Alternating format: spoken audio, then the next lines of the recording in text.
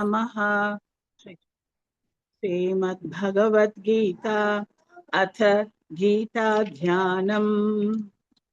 ॐ हाथाय प्रतिबोधितां भगवता नारायणेन स्वयं व्यासेन ग्रथितां पुराणमुनिना मध्ये महाभारतम् अद्वैतामृतवर्षिणी भगवती अष्टादशाध्यायिनी अम्ब त्वामनुसन्दधामि भगवद्गीते भवद्वेषिणी। नमोऽस्तु ते व्यासविशालबुद्धे पुल्लारविन्दाय तपत्रनेत्र येन त्वया भारततैलपूर्णः प्रज्वालितो ज्ञानमयः प्रदीपः। प्रपन्नपारिजाताय स्तोत्रवेत्रैकपाणये ज्ञानमुद्राय कृष्णाय गीतामृतदुहे नमः। वसुदेवसुदं देवं कंसचाणूरमर्दनं देवकी परमानन्दं कृष्णं वन्दे जगद्गुरुं। भीष्मद्रोणतटा जयत्रदजला गान्धारनीलोत्पला शल्यग्राहवती कृपेण वहनी कर्णेन वेलाकुला अश्वत्थामविकर्णघोरमकरा दुर्योधनावर्तिनी सोर्तीर्णा खलु पाण्डवैरननधी कैवर्तः केशवः। पाराशर्यवचः सरोजममलं गीतातगन्धोत्कटम् नानाख्यानककेशरं हरिकथा सम्बोधनाबोधितं लोके सज्जन षट्पदैरहरहः पेपीयमानं मुधा भूयात् भारत पंकजं कलिमलप्रध्वंसिं न श्रेयसे। मूकं करोति वाचालं पङ्गुल्लङ्घयते गिरिं यत्कृपातमहं वन्दे परमानन्दमाधवम्। गीताशास्त्रमिदं पुण्यं यः पठेत् प्रयतः पुमान् विष्णो पदमवाप्नोति भयक्षोकादिवर्जितः। गीताध्ययनशीलस्य प्राणायामपरस्य च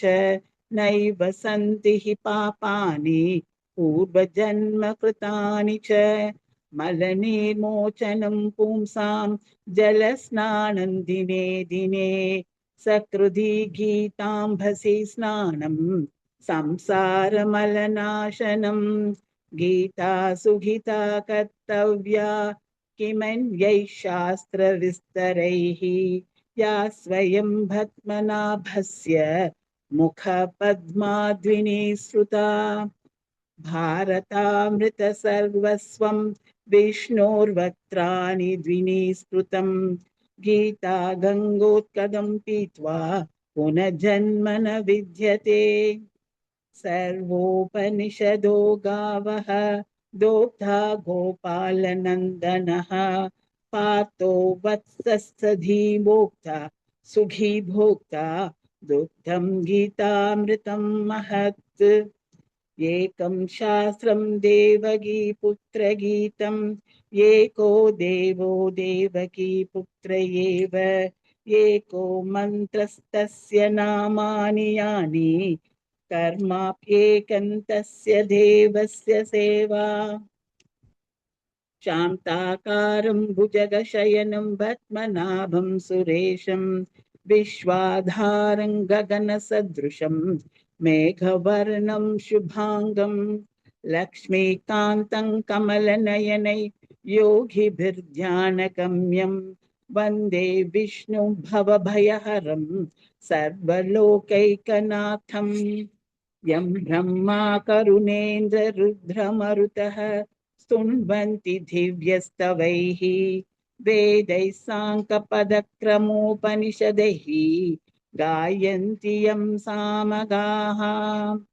ध्यानावस्थितदद्गतेन मनसा पश्यन्ति यै योगिनः यस्यान्तन्न विदुसुरासुरगणाः देवाय तस्मै नमः। इति गीताध्यानं सम्पूर्णम्। ॐ श्री परमात्मने नमः। श्रीमद्भगवद्गीता अथ प्रथमोऽध्यायः। अर्जुन विषाद योगः। धृतराष्ट्र उवाच धर्मक्षेत्रे कुरुक्षेत्रे समवेतायुयुत्सवः मामकाः पाण्डवाश्चैव किमकुर्वत सञ्जय। सञ्जय उवाच दृष्ट्वा तु पाण्डवानीकं व्यूढं दुर्योधनस्तथा आचार्यामुपसङ्गम्य राजा वचनमब्रवीत् पश्यैतां पाण्डुपुत्राणाम् आचार्यामहतिं च मूं व्यूढान् द्रुपदपुत्रेण तव शिष्येन धीमता। अत्र शूरा महेश्वासाः भीमार्जुनसमायुधि युयुधानो विराटश्च द्रुपदश्च महारथः। दृष्टकेतुश्चेकितानः काशीराजश्च वीर्यवान् पुरुजित् कुन्तिभोजश्च शैब्यश्च नरपुङ्गवः युधामन्युश्च विक्रान्तः उत्तमौजाश्च वीर्यवान् सौभद्रो द्रौपदेयाश्च सर्व एव महारथाः। अस्माकं तु विशिष्टाये तानि बोध द्विजोत्तम नायका मम सैन्यस्य संज्ञातन् तान् ब्रवीमि ते। भवान् भीष्मश्च कर्णश्च कृपश्च समितिञ्जयः अश्वत्थामा विकर्णश्च सौमदत्तिस्तथैव च अन्ये च बहवः शूराः मदत्ते त्यक्तजीविताः नानाशस्त्रप्रहरणाः सर्वे युद्धविशारदाः अपर्याप्तं तदस्माकं बलं भीष्माभिरक्षितं पर्याप्तं त्विदमेतेषां बलं भीष्माभिरक्षितम् अयनेषु च सर्वेषु यथामागमवस्थिताः भीष्ममेवाभिरक्षन्तु भवन्तः सर्व एव हि। तस्य संजनयन् हर्षं कुरु वृद्धः पितामहः सिंहनादौ विनाद्योचैः शङ्खं दद्मौ प्रतापवान् ततः शाङ्कश्च भैर्यश्च पनवानकगोमुखाः सहसेवाभयहन्यन्त सशब्दस्तु मूलोद्भवत् ततः श्वेतैर्हयैर्युक्ते महतिस्य धने स्थितौ माधवः पाण्डवश्चैव दिव्यौ शङ्खौ प्रदध्मतुः पाञ्चजन्यं हृषीकेशः देवदत्तं धनञ्जयः पौण्ड्रं दद्मौ महाशङ्खं भीष्मकर्म विकोधरः अन्नत् विजयं राजा कुन्तिपुत्रो युधिष्ठिरः नकुलः सह देवश्च सुघोषमणिपुष्पकौ काश्यश्च परमेश्वासः शिखण्डी च महारथः दृष्टद्युम्नो विराटश्च सात्यकी चापराजितः द्रुपदो द्रौपदेयाश्च सर्वस्य पृथिवीपते सौभद्रश्च महाबाहुः शाङ्कं दद्मौ पृथक् पृथक् सघोषो धार्तराष्ट्राणां हृदयानि व्यधारयत् नभश्च पृथिवीं चैव तुमुलो व्यनुनादयन् अथ व्यवस्थितान् दृष्ट्वा धार्तराष्ट्रान् कभिध्वजः प्रवृत्ते शस्त्रसम्पाते धनुरुद्यम्य पाण्डवः ऋषिकेशं तथा वाक्यम् इदमाह महीपते अर्जुन उवाच सेनयोरुभयोर्मध्ये रथं स्थापयमेच्युत यावदेतान्निरीक्षेऽहं योद्धुकमानावस्थितान् कैर्मया सह युद्धव्यम् अस्मिन् रणसमुद्यमे योत्स्यमानानवेक्षेऽहं ध्यायेतेऽत्र समागताः धार्तराष्ट्रस्य दुर्बुद्धे युक्ते प्रियचिकीर्षवः सञ्जय उवाच एवमुक्तो हृषीकेशः गुडाकेशेन भारत सेनयोरुभयोर्मध्ये स्थापयित्वा रथोत्तमम् भीष्मद्रोणप्रमुखतः सर्वेक्षान्यमहीक्षिताम् उवाच पार्थ पश्यैतान् समवेतान् कुरुनिति तत्र पश्यति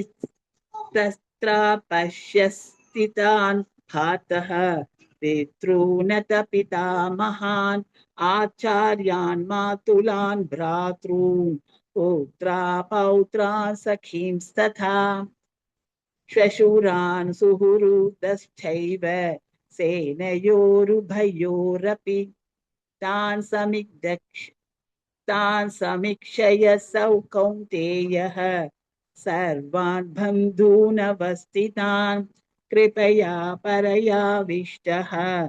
विषीतन्निदमब्रवीत्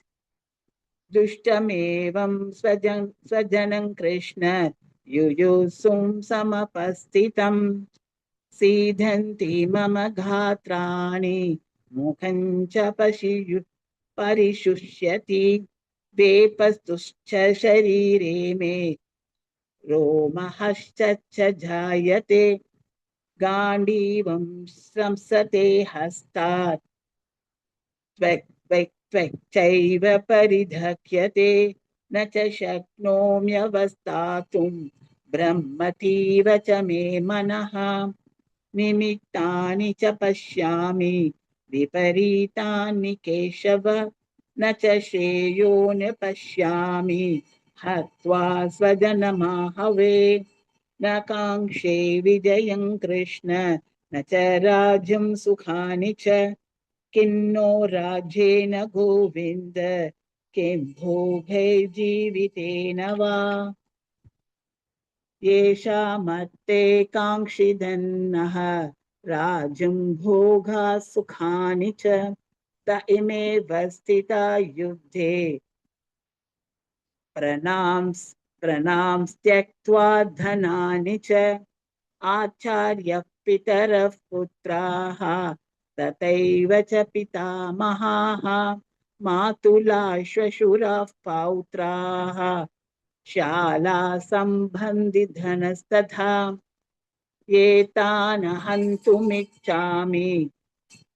सन्तोऽपि मधुसूदन अपि त्रैलोक्यराज्यस्य हेतो किं नु मही कृते निहत्य धातराष्ट्रान्नः का प्रीतिः स्यात् जनार्दन पापमेवाश्रयोधस्मान् हत्वैतानाततायिनः तस्मान्नार्वयं हन्तुं धातराष्ट्रान् स्वबान्धवान् स्वजनं हि कथं हत्वा सुखिनः स्याम माधव युध्यप्येतेन पश्यन्ति लोभोपहत चेतसः कुलक्षयकृतं दोषं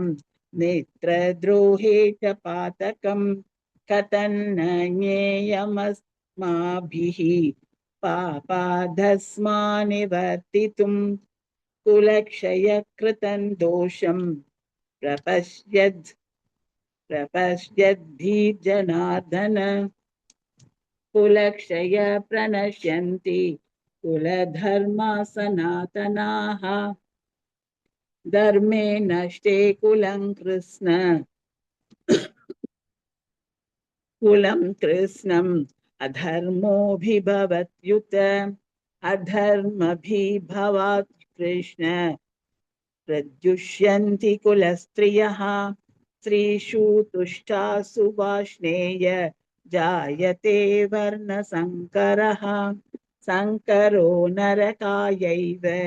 कुलज्ञानां कुलस्य च पतन्ति पितरो हेषां लोक्ता पिण्डोदकक्रियाः दोषैरैतैः कुलज्ञानां वर्णसङ्करकारकैः उत्साद्यन्ते जातिधर्मः कुलधर्माश्च शाश्वताः उत्सन्नकुलधर्माणां मनुष्याणां जनार्दन नरके नियतौ वासः भवति व्यनुशुश्रुमः शुश्रुम अहो भत महत्पापं कर्तव्यवस्थिता वयं यद्राज्य सुखलोभेन हन्तुं स्वजनमुद्यताः यदि मामप्रतीकारम् अशस्त्रं शास्त्रपाणयः धातराष्ट्रारणे हन्युः तन्मे क्षेमतरं भवेत् एवमुक्त्वा अर्जुनसङ्ख्ये रतोपस्थ उपाविशत् विसृज्य शशरं चापं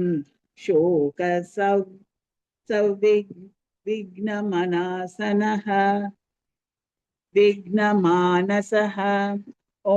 तत्सदिति श्रीमद्भगवद्गीतासु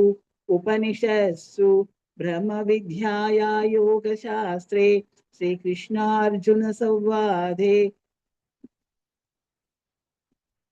अर्जुनसंवादे योगो नाम प्रथमोऽध्यायः। ॐ श्री परमात्मने नमः। अथ द्वितीयोऽध्याय। ॐ श्री परमात्मने नमः। श्रीमद्भगवद्गीता अथ द्वितीयोऽध्यायः। सांख्ययोगः। संजय उवाच तन्तता कृपयाविष्टम् अश्रुपूर्णाकुलेक्षणं विषिदन्तमिदौ वाक्यम् उवाच मधुसूदनः कुतस्त्वाकश्मलमिदं विषमे समुपस्थितम् अनार्यदुष्टम् अस्वर्ग्यम् अकीर्तिकरमर्जुन क्लैब्यं मास्मगमः पार्थ नैतत्त्वय्युपपद्यते क्षुद्रं हृदय दौर्बल्यं त्यक्त उत्तिष्ठ परन्तप कथं भीष्ममहं सङ्ख्ये द्रोणं च मधुसूदन इषुभिः प्रतियोत्स्यामि पूजाहावरिसूदन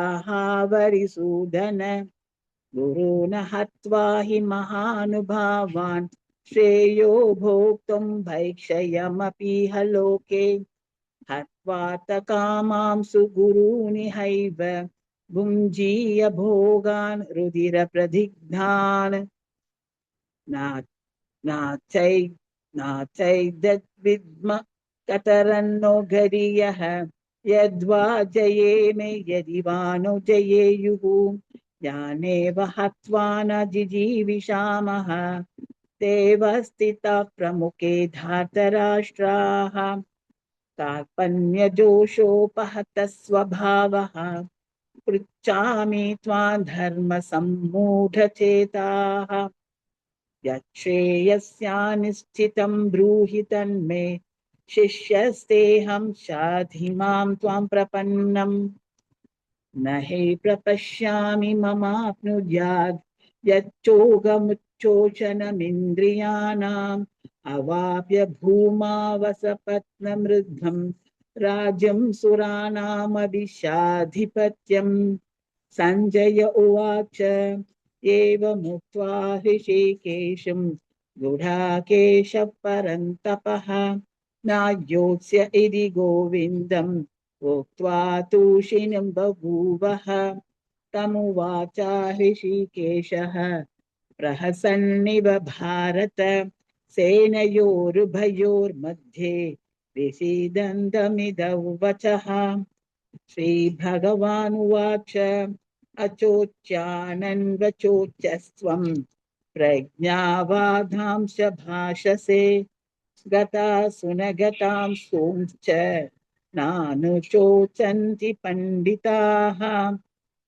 न त्वेवाहं जातु नासं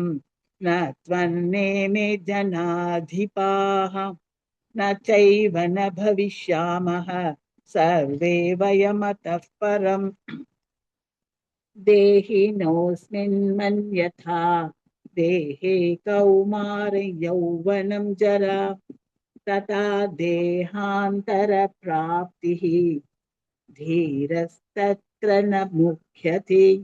मात्रा स्पर्शास्तु कौन्तेय श्रोत्रश्न शीतोषणसुखदुःखकथाः आगमापायिनो नित्यं तां स्थितक्षस्व भारत यं हि यन्त्येते पुरुषं पुरुषर्षभ समुद्धुःखे सुखं धीरं सोमृतत्वाय कल्पते नासतो विद्यते भावः नाभावो विद्यते सतः उभयोरपि दुष्टोऽन्तः त्वन्योस्तत्पदशिभिः त्वद्दर्शिभिः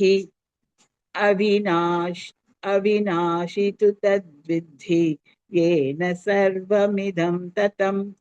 विनाशमव्ययस्यास्य न काश्चित् कर्तुमर्हसि अन्तवन्त इमे देहाः नित्यस्योक्ता शरीरिणः अनाशिनो प्रमेयस्य तस्माद्युज्यस्व भारत य एव वेत्ति हन्तारम् यश्चैनं मन्यते हरम् उभौ तौ न विजानीतः नायं हन्ति न हन्यते न जायते म्रियते वा कदाचित् नायं भूत्वा भविता वा न भूयः अजो नित्यः शाश्वतोऽयं पुराणः न हन्यते हन्यमान शरीरे वेदा विनाशिनः नित्यं यायेनमजमव्ययं कथं स पुरुषः पार्थ कं घातयति हन्तिकम् वासांसि जीर्णानि यथा विहाय नवानि गृह्णति नरोपराणि तथा शरीराणि विहाय जीर्णान्यन्यानि संयाति नवानि देहि नैनं छिन्दन्ति शास्त्राणि नैनं दहति पावकः न चैनं क्लेदयन्त्यापः नाशोष्यति मारुतः अच्छेद्योऽध्यमधोऽयम् अक्लेद्यो शोष एव च नित्यः सर्वगतस्नानुः अचलोऽयं सनातनः अव्यक्तोऽयमचिन्त्योऽयं विकार्योऽयमुच्यते तस्मादेव विधित्वैनं नाशोचितुमर्हसि अथ चैनं नित्यजातं नित्यं वा मन्यसे मृतं तथापि त्वं महाबाहो नैवं चोचितुमर्हसि जातस्य हि ध्रुवो मृत्युः ध्रुवं जन्म मृतस्य च तस्मात् परिहार्येथे न त्वं शोचितुमर्हसि अव्यक्ताधीनि भूतानि व्यक्तमध्यानि भारत अव्यक् निधनान्येव सर्वत्र परिदेवनाः आचार्य आचार्यवत् पश्यति कश्चिदेनम् आचार्यवद् वदति तथैव चान्यः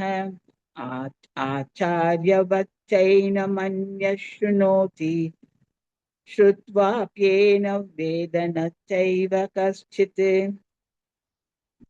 देहि नित्यं प्रचोद्यं देहे सर्वस्य भारत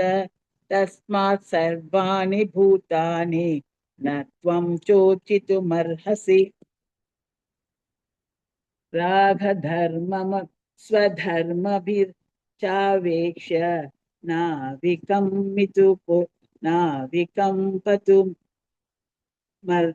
नाविकम्पितुमर्हसि धर्म्यधि युद्धाश्रयोऽन्यत् क्षत्रियस्य न विद्यते युध्यच्छया चोपपन्नं स्वर्गद्वारमपावृतं सुखिनः क्षत्रियः पार्थ लभन्ते युधिमदृशम् अत चित्त्वमिमं धर्म्यं सङ्ग्रामं न करिष्यसि ततः स्वधर्मकीर्तिं च हेत्वा पापमवाप्स्यसि अकृतिं चापि भूतानि कथयिष्यन्ति ते व्ययां सम्भवावितस्य च कीर्ति मरणादतिरिष्यते भयाद्घ्राणदृपदरं मांसयन्ते त्वमहारताः येषां च त्वं बहुमतः भूत्वा यास्यति लाघवम् अवाच्य वाधांश बहून् वदिष्यन्ति तवाहिताः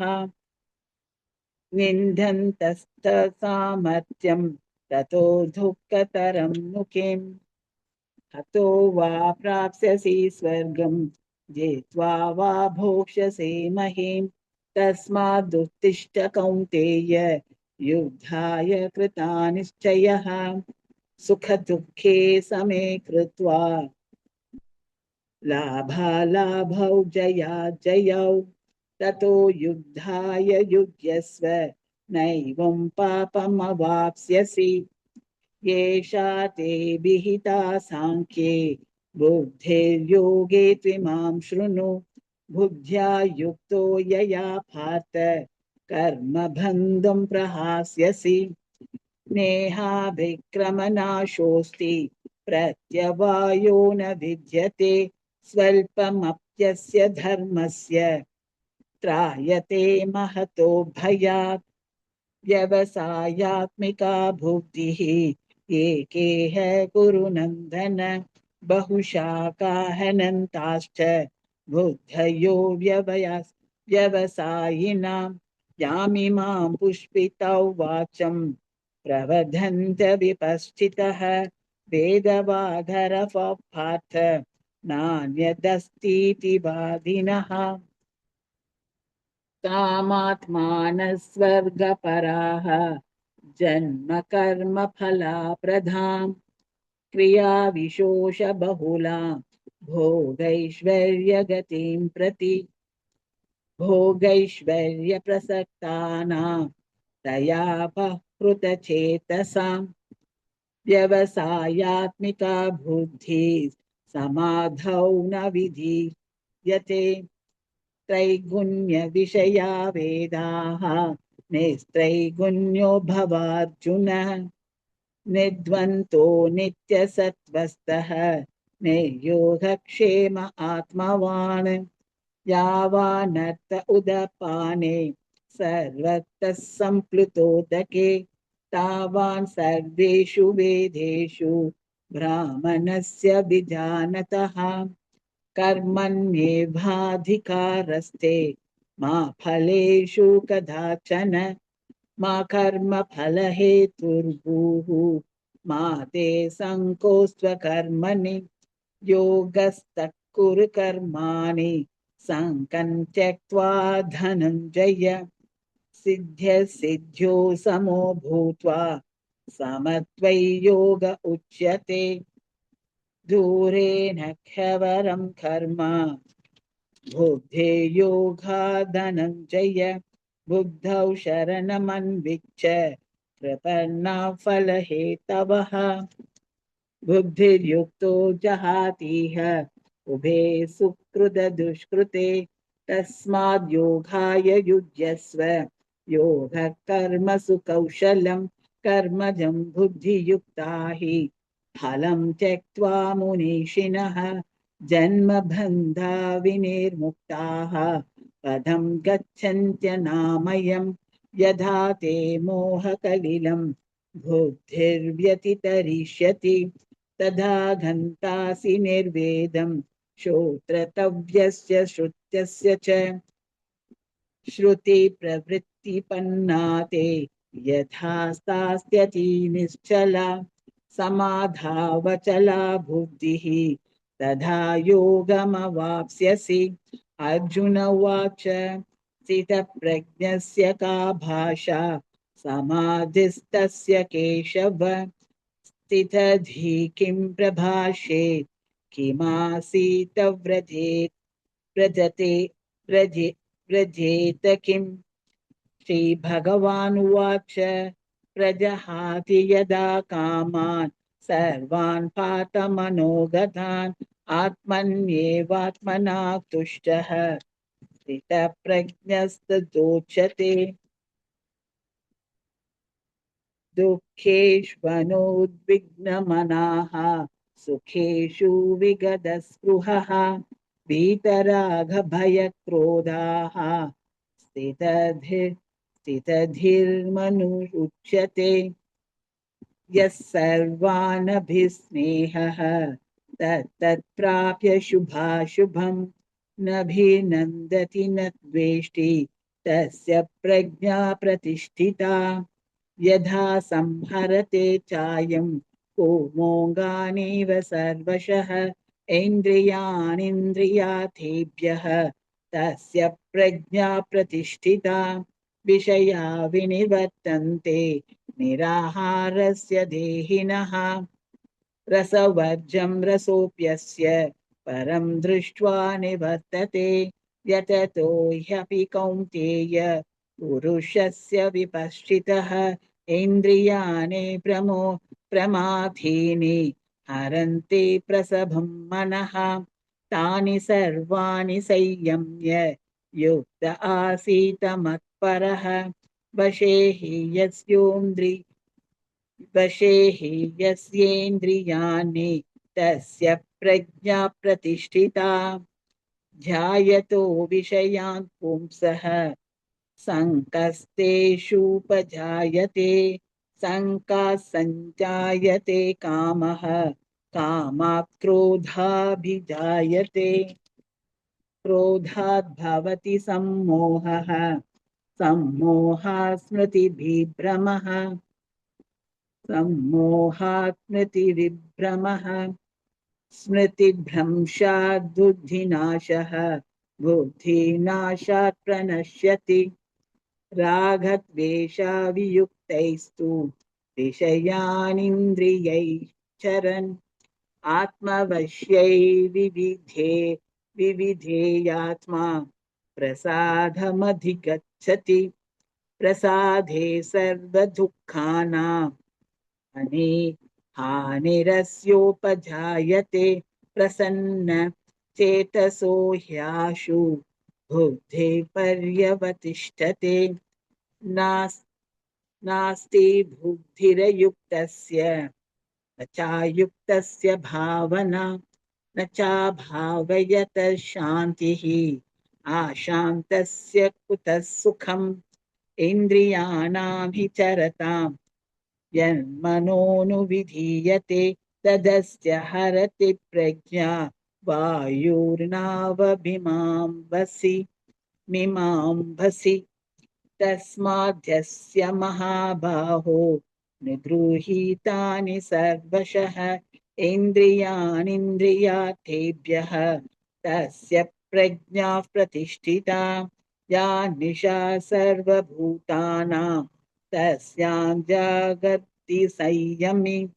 तस्यां जागृति भूतानि सा निशा पश्यतो मुनेः आपूर्यमानचलप्रतिष्ठं समुद्रमामप्रविशन्ति यद्वत् तद्वत् कामायं प्रविशन्ति सर्वे स शान्तिता स शान्तिमाप्नोति न कामकामे विहाय कामान्यः सर्वान् पुमां शरति निःस्पृहः निर्ममो निरहङ्कारः स शान्तिमधिगच्छति येषा ब्राह्मी स्थितिः पार्थ नैनां प्राप्य विमुच्यते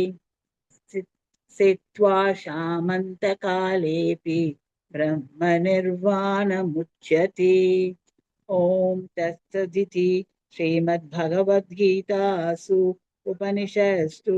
ब्रह्मविद्याया योगशास्त्रे श्रीकृष्णार्जुनसंवादे साङ्ख्ययोगो नाम द्वितीयोऽध्यायः। ॐ श्री परमात्मने नमः।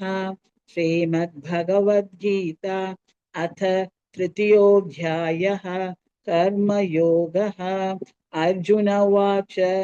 जायसी चेत् कर्मणस्ते मता बुद्धिर्जनार्दन तत्किं कर्मणि घोरे मां नियोजयसि केशव। व्यामिश्रेणेव वाक्येन बुद्धिमोहयसीव मे तदेकौ वद निश्चित्य येन श्रेयोऽहमाप्नुयाम्। लोकेऽस्मिन्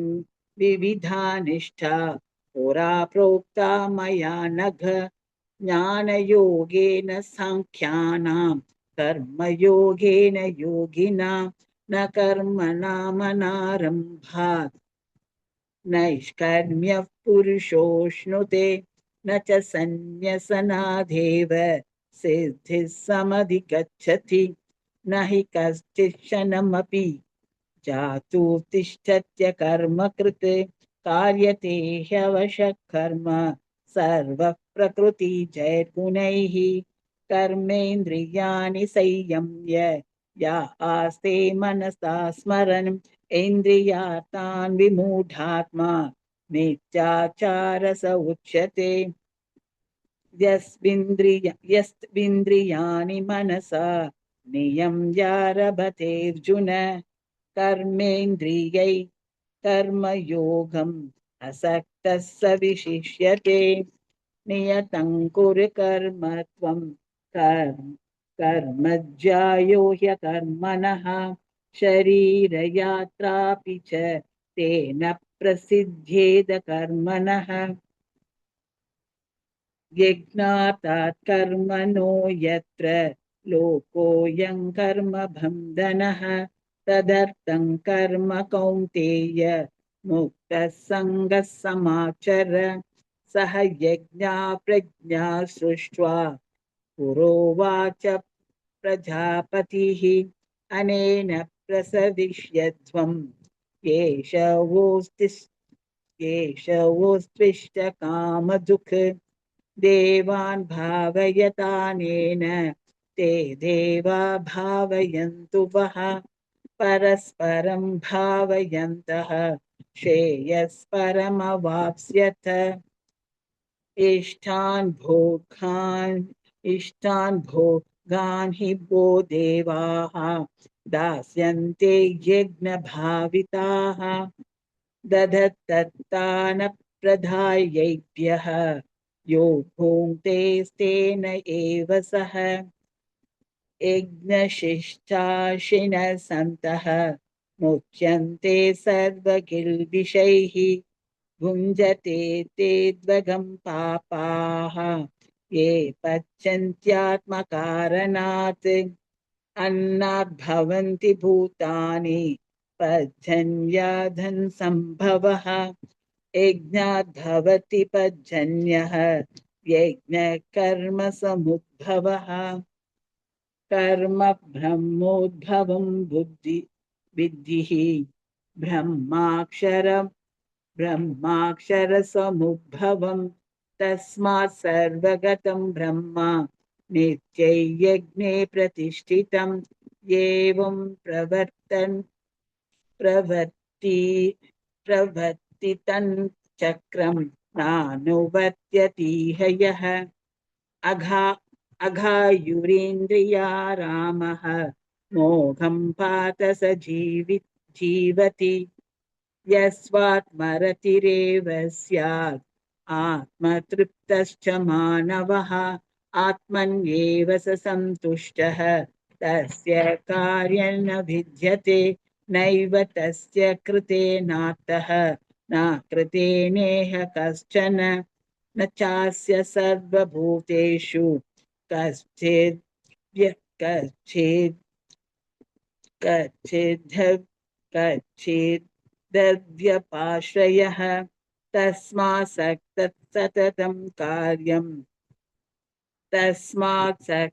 सततं कार्यं कर्म समाचर असक्तो ह्यचरन् कर्म प्रमाप्नोति पुरुषः कर्मणैव हि संसिद्धिम् आस्थिता जनकादयः लोकसङ्ग्रममेमापि सम्पश्यन् कर्तुमर्हसि यद्यथाचरति श्रेष्ठः तत्तद्देवतरो जनः स प्रमाणं कुरुते लोकदनुवर्तते न मे पार्थास्ति कर्तव्यं त्रिषु लोकेषु किञ्चन नानवाप्तं वाप्तव्यं वर्त एव च कर्मणि यदीह्यं न वर्तेयं जातु कर्मण्यतन्द्रितः मम वर्त्मानुवर्तन्ते मनुष्याः पार्थ सर्वशः असिद्धेयुरिमे लोकाः न कुर्यां कर्म चेदहं संकरस्य च कर्ता स्याम् उपहन्यामि मा प्रजाः सक्ता कर्मण्य विद्वांसः यथा कुर्वन्ति भारत कुर्याद् विद्वांस तथा शक्तः शिखीशूर्लोकसङ्ग्रहं न बुद्धिभेदं जनये अज्ञानं कर्मसङ्गिनां जोषेत् सर्वकर्माणि बुद्धि विद्वान् युक्तः समाचरन् न बुद्धिभेदं जनयेत् अज्ञानं कर्मसङ्गिनां जोष्येत् सर्वकर्माणि विद्वान् युक्तः समाचरन् प्रकृते क्रियमाणानि गुणैः कर्मणि सर्वशः अहङ्कारविमूढात्मा कर्तारमिति मन्यते तत्त्ववित्तु महाबाहो गुणो कर्म विभागयोः गुणागुणेषु वर्तन्ते इति मत्वा न सज्जते प्रकृते गुणसम्मूढाः सज्जन्ते गुणकर्मसु तान् कृत्स्नन् विधो मन्दान् कृत्स्नन् भिन्न विचालयेत् मयि सर्वाणि कर्माणि सन्न्यस्याध्यात्मचेतसा निराशीर्निर्ममो भूत्वा यद्यस्व विगतज्वरः ये मे मतमिदन्नित्यम् अनुतिष्ठन्ति मानवाः श्रद्धावन्तो सूयन्तः मुच्यन्ते तेऽपि कर्मभिः ये त्वेददभ्यसूयन्तः नानुतिष्ठन्ति मे मतम् सर्वज्ञा विमूढांस्तां विद्धि निष्ठां चेतसः सदृशं चेष्टसे स्वस्याः प्रकृते ज्ञानवाप्नपि प्रकृति ज्ञान्ति भूतानि निग्रह किं करिष्यति इन्द्रियस्येन्द्रियस्यार्थे रागद्वेषौ व्यवस्थितौ तयो न वशमागच्छ तौ हस्य परिपन्थिनौ श्रेयान् स्वधर्मो विगुणः परधर्मात् स्वनुष्ठितात् स्वधर्मो निघनं श्रेयः परधर्मो भयावहः। अथ केन प्रयुक्तो अर्जुन उवाच अथ केन प्रयुक्तोऽयम् पापं चरति पूरुषः अनिच्छन्नपि वाष्णेय बलाधिवनियोजितः। श्रीभगवानुवाच काम एष क्रोध एषः समुद्भवः महाशनो महापाप्मा विद्धेनमिह धूमेनाव्रियते वह्निः याधर्षो मलेन च ततोऽल्भेनावृतो गर्भः तथा तेन दमावृतम् आवृतं ज्ञानमेतेन ज्ञानिनो नित्यवैरिणा कामरूपेण कौन्तेय दुष्पुरेणानलेन च इन्द्रियाणि मनोबुद्धिः अस्याधिष्ठानमुच्यते एतैर्विमोहयत्येषः ज्ञानमावृत्य देहिनम् तस्मात् तस्मात्तवमिन्द्रियाणाम्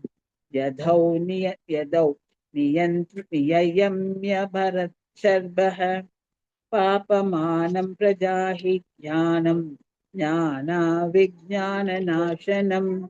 इन्द्रियाणि प्रणायाहुः इन्द्रियेभ्यः परं मनः